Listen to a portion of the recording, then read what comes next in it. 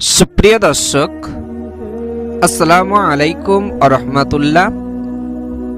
আল্লাহ পাক রব্বুল আলামিন সূরা বাকারার মধ্যে বলছে,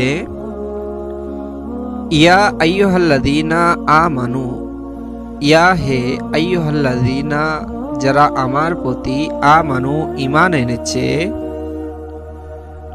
ইস্তাঈনু বিসসবরি ওয়াস-সালাত, ইস্তাঈনু এবং তারা বিসসবরি ধৈর্য ধারণ করেছে, ওয়াস-সালাতি এবং নামাজ পড়েছে। যারা আমার প্রতি ঈমান আনয়ন করেছে এবং বিভিন্ন ফাসেদ বিপদ আপদ থেকে ধৈর্য ধারণ করে, তারপরেও আমার ঘরে এসে নামাজ পড়েছে, ইন্নাল্লাহা, আমি আল্লাহ শপথ করছি, নিশ্চয় আমি আল্লাহ বলছি, মা'আস সাবিরিন, আমি ধৈর্য ধারণকারীদেরকে সব থেকে বড় ভালোবাসি, তাদেরকে আমি মর্যাদাবান করব। হে ঈমানদারগণ, তোমরা ধৈর্য ধরো এবং নামাজের মধ্যে সাহায্য প্রার্থনা করো। নিশ্চয়ই আল্লাহ তাআলা ধৈর্যধারীদের সাথে আছে। রমজান আমাদের কিভাবে ধৈর্য শেখায়?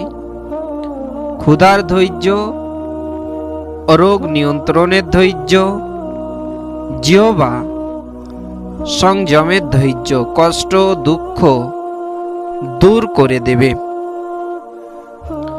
রোজা অবস্থায় কেউ যদি অনেক কষ্ট করে,